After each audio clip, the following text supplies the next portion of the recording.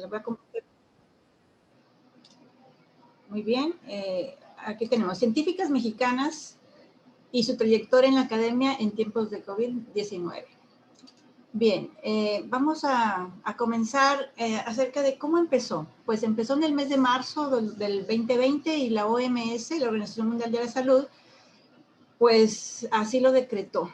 Y para nosotros en general, pues teníamos muchas dudas al respecto de este fenómeno, de esta emergencia. Al principio como que no lo creíamos, ¿verdad?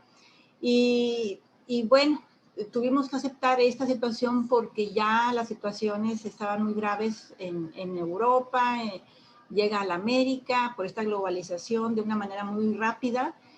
Y pues las situaciones en América Latina sabemos que no son las situaciones más favorables que en otros países. Las desigualdades entre los sexos, sobre todo la mujer es quien lo sufre más. El aumento del desempleo, los trabajos precarios, las dobles y triples jornadas que sufrimos las mujeres.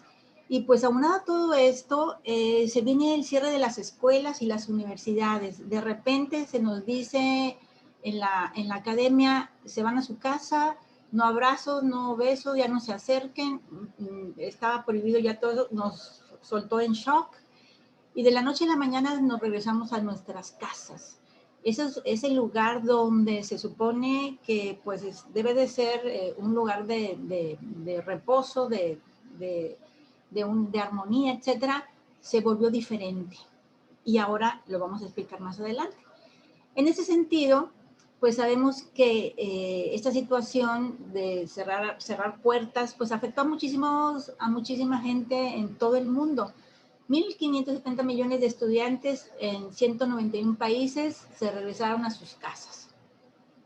En América Latina y el Caribe, pues afectó a aproximadamente 23.4 millones de estudiantes de educación superior y a 1.4 millones de docentes. Es decir, nos regresaron a nuestras casas, a hombres y mujeres, y pues ahí está la situación de lo que vamos a hablar en este trabajo. La pandemia y las escuelas, ¿verdad? ¿Por qué decimos que nos afectó? Pues nos afectó porque no teníamos preparado el espacio, no teníamos preparado esta situación, se cerraron negocios, de repente tu trabajo se volvió en tu casa, tenías aparte el trabajo de la casa, y en ese sentido, el 23 de marzo 2020 en México, no se nos va a olvidar porque fue un día importante en el sentido de la educación, se transformó. ¿Cómo se transformó? Pues de una manera virtual, de una manera de distanciamiento, de que ya no veías a tus compañeros, a tus compañeras, a tus colegas. Y aunado a todo esto, pues el panorama laboral de las mujeres en el cual llegó la pandemia en diferentes países y particularmente en México, pues no se veía nada alentador, ¿verdad? ¿Por qué? Porque ya teníamos estadísticas del INEGI donde se nos dice que 9 de cada 10 cuidadoras primarias es del sexo femenino. Es decir, quienes estaban antes de la emergencia en las casas a cargo de las niñas, niños, adolescentes, personas con discapacidad y adultos mayores, pues eran las mujeres. En ese sentido sabemos que, pues, que los hombres no han protestado por esta situación. Deberían de protestar y decir, ahora nos toca a nosotros estar en esa situación. Imagínense que 9 hombres de 10 hombres, nada más una mujer fuera la que estuviera en las casas, pues sería ahí algo que nunca lo vamos a ver, al menos por lo pronto en estos años, nunca hemos visto una manifestación al respecto, donde digan, nosotros también queremos participar. Y pues tenemos ese contexto, ¿verdad?, universitario. Las autoridades, ¿qué hicieron? Bueno, hicieron su parte. En esta situación, pues también les tomó de sorpresa toda esta situación. Hubo campañas de prevención, hubo juntas en las escuelas, así juntas inmediatas, rápidas, donde te decían, pues el distanciamiento, ya no te toques, ya no te beses, ya no te abraces, ¿sí? Fue un culture shock muy fuerte, y se nos informaba a través de mails, y sobre todo que se implementó en muchísimas escuelas, sobre todo aquí en la Universidad Autónoma de Nuevo León, pues las estrategias digitales, el Teams y el Zoom y muchas otras herramientas para poder dar continuidad a a la educación. La educación nunca paró. Aunque digan, no, es que ahora la educación a distancia no me gusta. Bueno, tiene sus ventajas también, porque primeramente está la salud y las TICs nos han salvado de no contagiarnos y eso es muy importante. Vamos a dar continuidad de este trabajo con la doctora Isabel Izquierdo.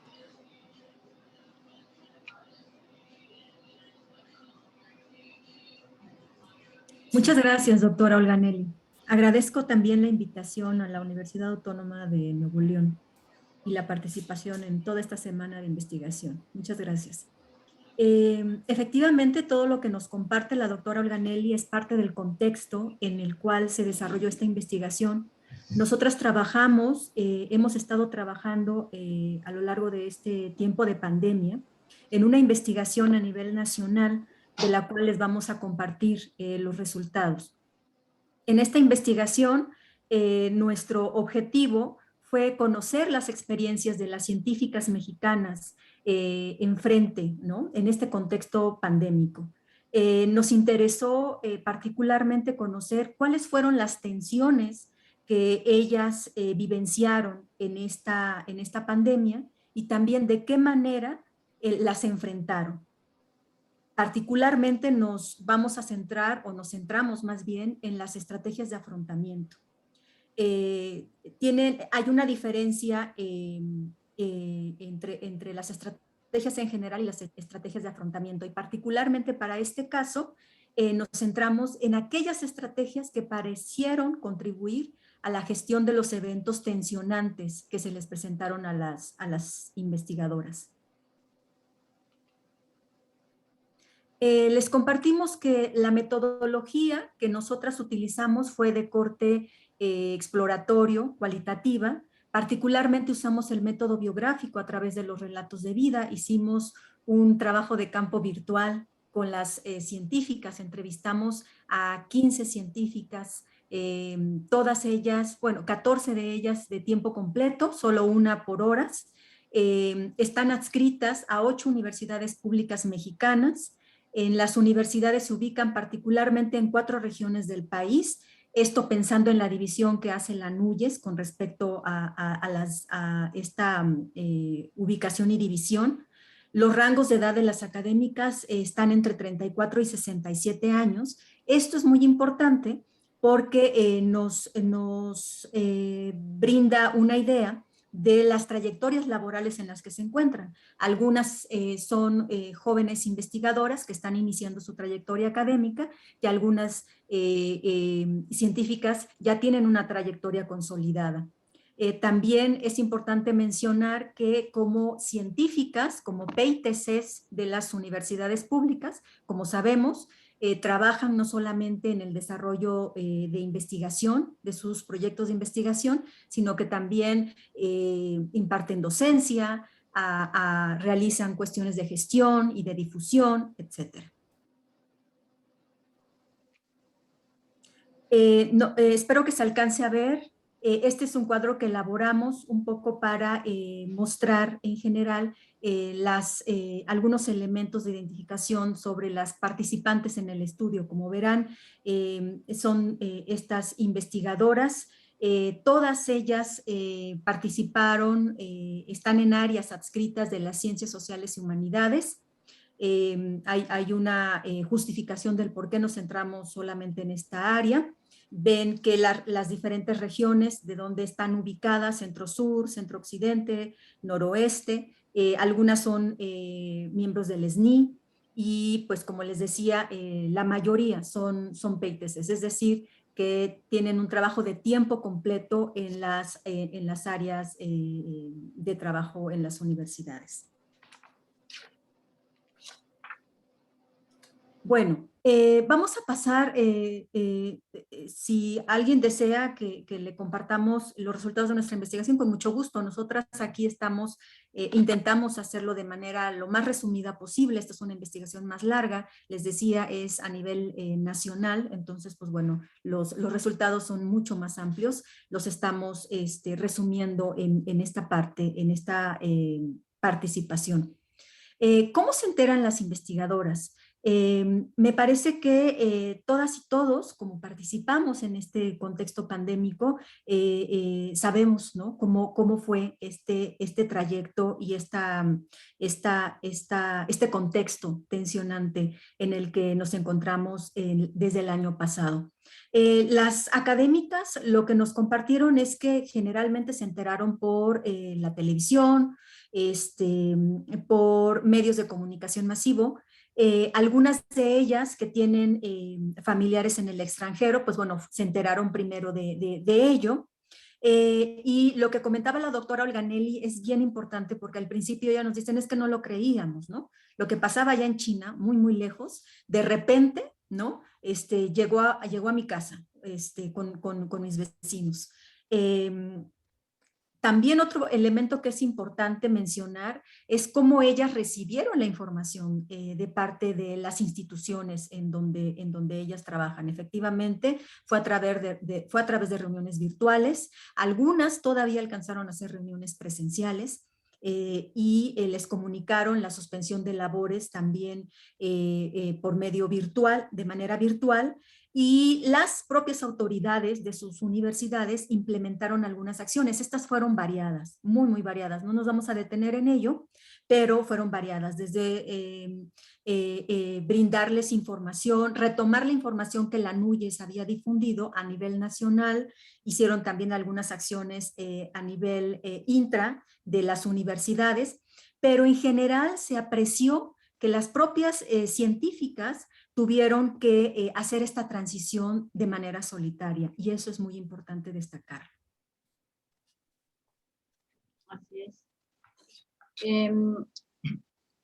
Muy bien, ya lo dijo la colega Isabel, la doctora Isabel, pues los resultados han sido muchos, no tenemos el tiempo necesario para compartirlos todos, pero algunos de ellos sí. Por ejemplo, en esta narrativa de las académicas, una de ellas comenta, dice, cuando nos enteramos había que pensar en el aislamiento familiar en casa. ¿Qué vamos a hacer en la casa? ¿Qué medidas vamos a tomar?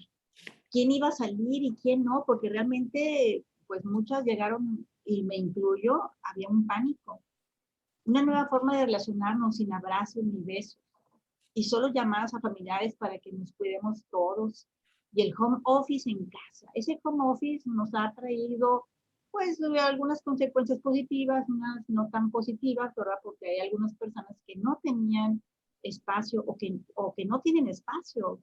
Porque inclusive me han comentado últimamente que inclusive los hijos se regresaron a la casa porque ya no podían pagar la renta, porque muchos perdieron su trabajo, hombres y mujeres, sobre todo las mujeres.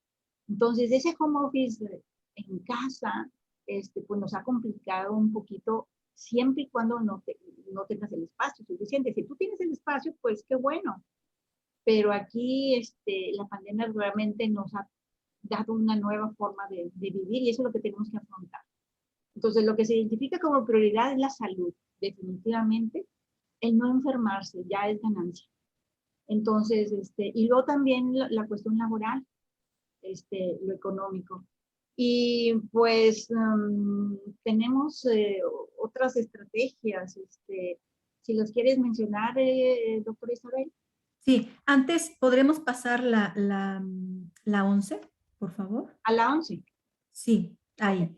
Sí, efectivamente, lo que dice la doctora Olganelli, la salud fue primordial, cuidarla, y algunas de las tensiones que las científicas enfrentaron tuvo que ver particularmente con su salud, y por eso se centraron en el cuidado de ella. La primera tensión que identificamos de manera general fue la cuestión de del manejo de espacios y de distribución de espacios en sus residencias. ¿Quién iba a utilizar qué? ¿De qué manera? ¿A qué hora? ¿no? Y también, como de la noche a la mañana, nos tuvimos que regresar a casa para trabajar ahí, en esos espacios. También se tuvo que adaptar las residencias para convertirlas en salas de clases, en auditorios, etcétera, ¿no? Y no teníamos esa infraestructura para ello. Así lo mencionan las académicas. La otra tensión también fue lo que ya comenta la doctora Olga Nelly, que de hecho con eso inició y que parece muy, muy importante en esta investigación, la superposición de las actividades que tuvieron que ver con el trabajo doméstico, familiar y el trabajo académico. Al concentrarse la docencia e investigación en las casas de la científica, las actividades se extendieron, se multiplicaron, pero además también hubo un trabajo de flexibilización, porque entonces ya no solamente estaban dando clases, estaban haciendo investigación, sino que en el momento se convertían también, y siempre lo han sido, pero en contexto de pandemia aún más, en cuidadoras, ¿no? El otro punto es que el desarrollo y desempeño de su trabajo académico, que incluye la investigación, la docencia, entre otros, aunadas a la escasa o nula práctica en el manejo de las TICs. Eso también es importante, particularmente identificamos que las científicas que ya tienen una trayectoria consolidada mencionaron que las nuevas tecnologías no tenían mucho manejo de ellas y eso también les dificultó. Y el otro punto que reitero, la doctora Olga Nelly ya lo compartió, tiene que ver con la salud mental de las científicas, el desbordamiento de emociones displacenteras que el confinamiento social les provocó. Y aquí habría que hacer un análisis, me parece que más profundo, porque esta pandemia también trae aparejada una afectación a la salud mental de las científicas, en general de todas y todos, pero particularmente en esta investigación resalta la afectación a la salud mental de las científicas y eso es súper importante visibilizarlo, enfrentarlo y también implementar estrategias para poder resolverlo. Así es, doctora Isabel, y continuando con eso, muchos investigadores han dicho que esta sería la segunda pandemia. Después del COVID viene la pandemia de la salud mental. Exacto. Y eso hay que tomar estrategias, ¿verdad? Entonces, ¿qué estrategias han tomado muchas de las colegas investigadoras en este sentido? Pues de redes sociales, ¿verdad? Hemos tenido que tener una nueva forma de administrarnos, de los tiempos de casa. Hoy en día, por ejemplo, ya muchas mujeres pues compramos por internet. Aquí casi siempre viene del HIV o el Amazon. O sea, esa es otra manera ya de ceder un poquito los tiempos. Entonces, ¿qué vamos a hacer? Pues vamos a seguir creando más estrategias, ¿verdad? Para poder negociar todo lo que nos está pasando hoy en tiempos de COVID. Muy bien, pues hay más estrategias aquí. El trabajo colaborativo, nos tenemos que cuidar unos a los otros, que ese es el punto importante. Como sociedad tenemos que ver por los unos por los otros. Ya lo decía muchos filósofos, por ejemplo, Marcela Lagarde, muchas feministas, que nosotros las mujeres tenemos que ser redes de apoyo para poder salir adelante. Y en ese sentido, tenemos aquí lo que comenta Isabel en las narrativas, en la 15. Sí, como hicimos, trabajamos con el método biográfico, entonces tenemos una riqueza en la cuestión de las historias de vida que aquí no es posible compartir. Desafortunadamente por el tiempo, solamente rescatamos un par de narrativas y esta nos parece muy importante, igual que todas las demás.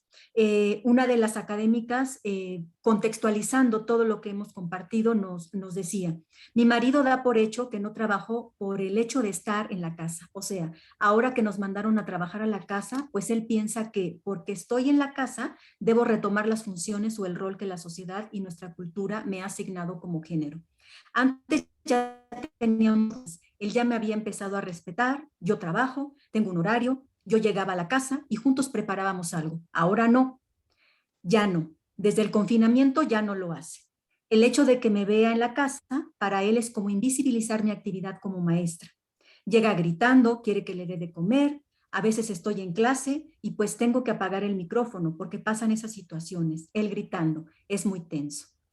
Me parece que esta es una de las narrativas que muestra, visibiliza todas las tensiones que las académicas, algunas de las tensiones que las académicas han vivenciado en este contexto pandémico y que desde luego se enfrentan a este tipo de situaciones. Se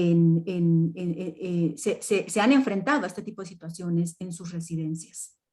Así es, doctora Isabel, y me recuerda mucho lo que dice Simone de Beauvoir en su libro, El segundo sexo, que el trabajo doméstico nadie lo quiere porque no tiene poder y sin embargo es menospreciado aparte.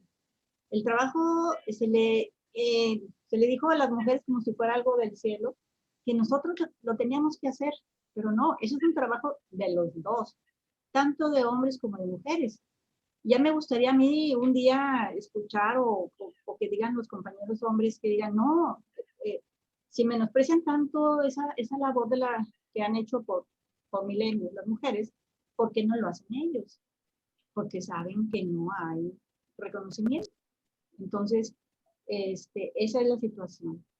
Bien, entonces, para concluir, pues analizando estas narraciones de las científicas, pues desde el COVID-19 se han incrementado y se profundiza el trabajo familiar, el académico, el laboral, la crisis, la salud, lo físico y lo emocional, ya como también lo ha comentado la doctora Isabel, y también Isabel concluye con esto. Sí, bueno, insisto, son amplias las conclusiones. Aquí solamente integramos algunas de ellas. Lo que identificamos en los relatos de las académicas es un desbordamiento emocional, insistimos, para poder cumplir las funciones domésticas y académicas, por aquellos roles de género. Además, la pandemia ha creado incertidumbre en la cuestión tanto laboral como también en la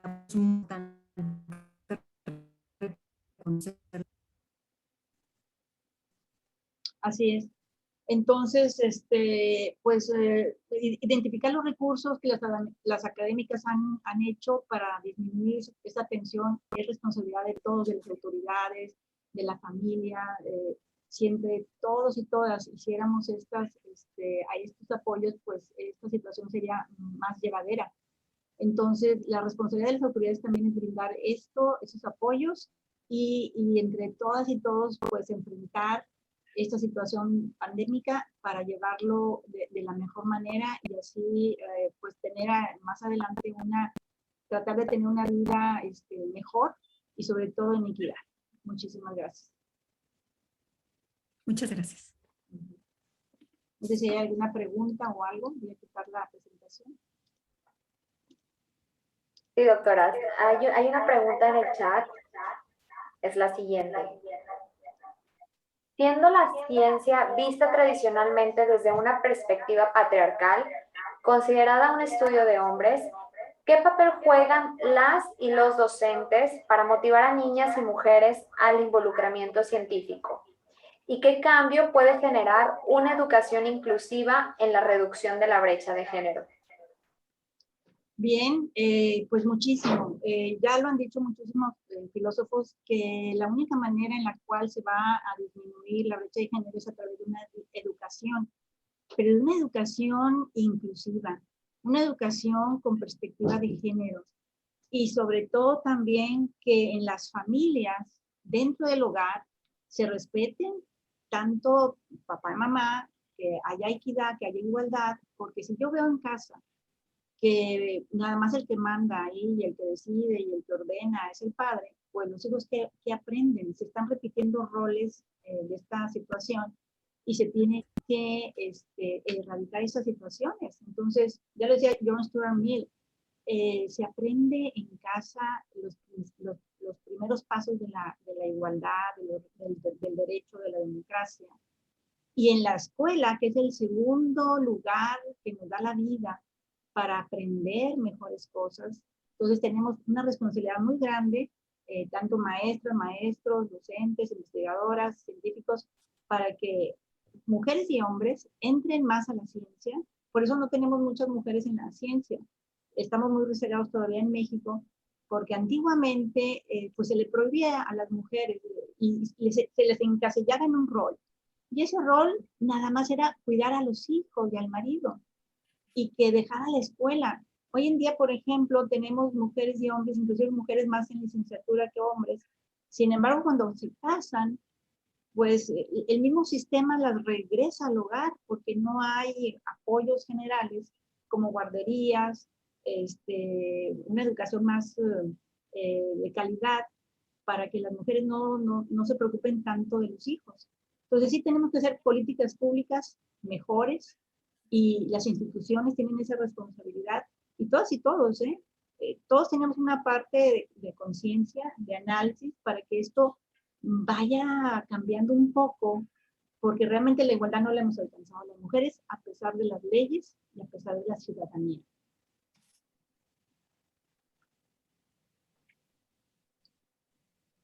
Gracias, doctora. La siguiente pregunta es, ¿consideran que existen nuevas barreras post-COVID para las mujeres que trabajan y que además son mamás? Y si es el caso, ¿cuáles podrían ser estas barreras? ¿Isabel? Sí, desde luego que sí. No solo bueno, nuestro estudio se centró en el proceso de la pandemia, en las vivencias que las científicas tuvieron en el proceso.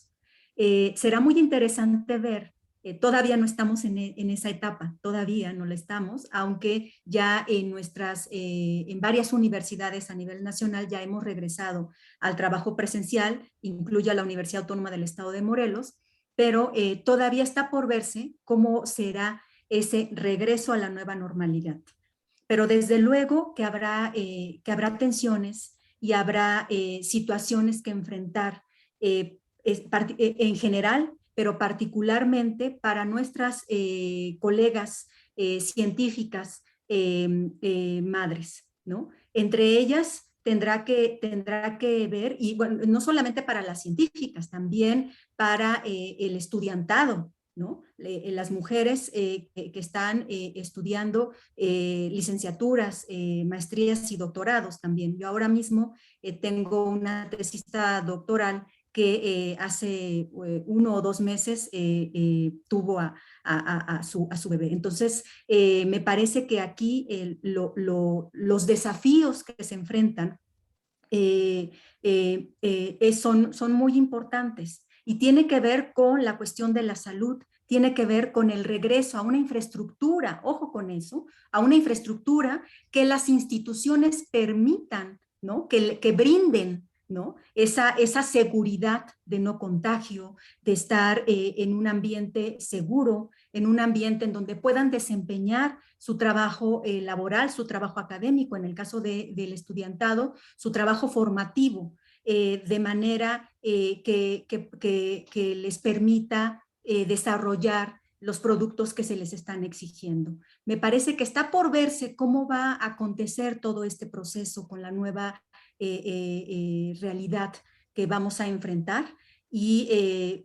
pero yo ahí sí esperaría que desde el gobierno y las autoridades universitarias también hubiera una sinergia para proveer de la infraestructura y el apoyo a las científicas madres que están desarrollando su trabajo en las universidades públicas mexicanas.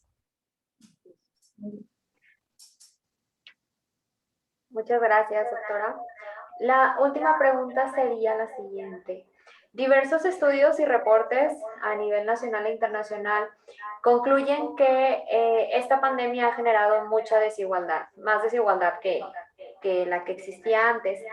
¿Cuál es su opinión sobre esta brecha de género que se comenta que ha sido más significativa que en otros tiempos de la historia?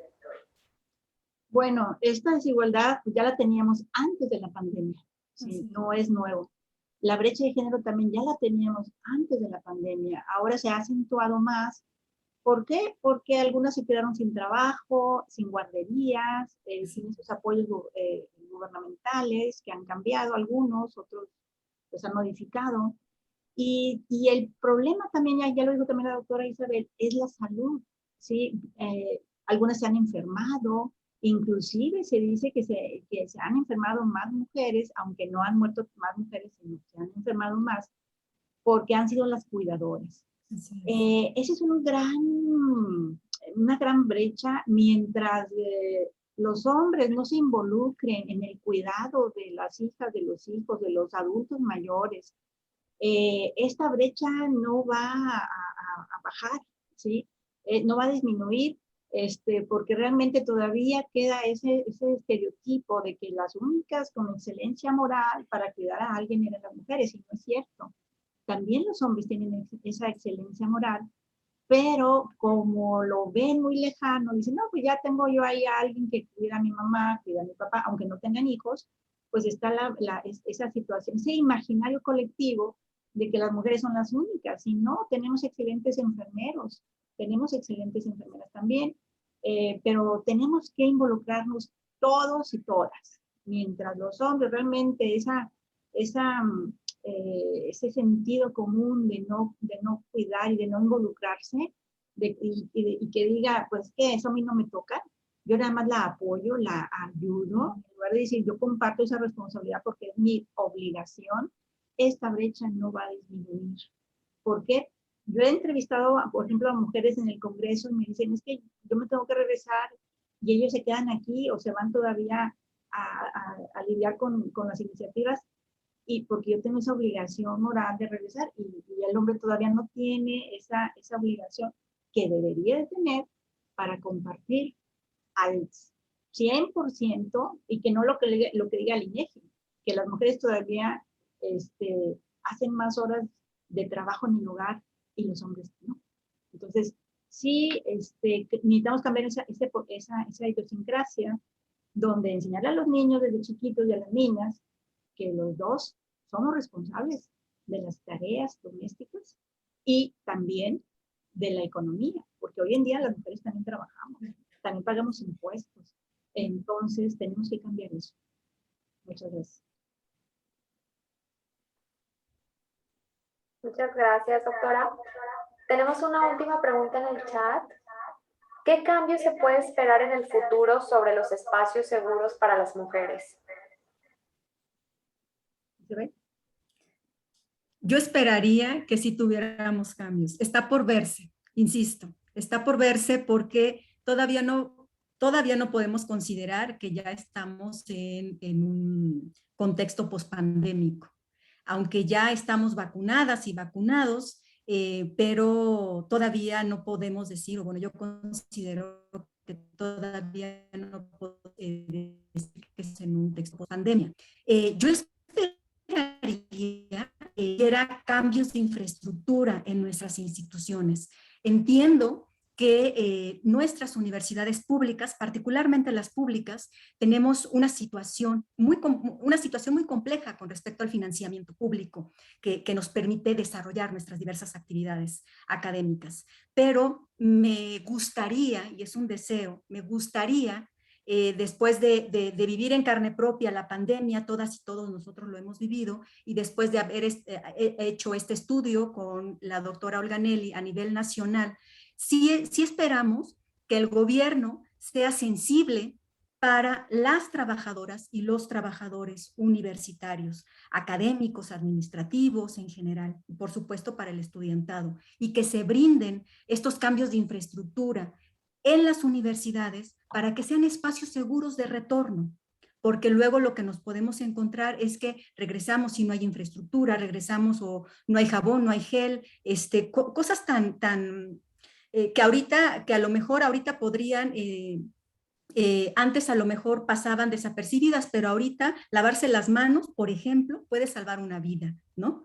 Entonces, y si no hay agua, bueno, con gel, pero que todos estos elementos los pudieran integrar en nuestros espacios de investigación y docencia, en los espacios universitarios, para que el estudiantado para retornar de manera y estaría que esas autoridades, tanto gubernamentales como universitarias, pusieran el acento en ello, porque, insistimos, la salud es lo más importante y lo pudimos constatar durante estos años. Siempre ha sido lo más importante, pero en estos años nos sirve el toro con profesoras y profesores enfermos.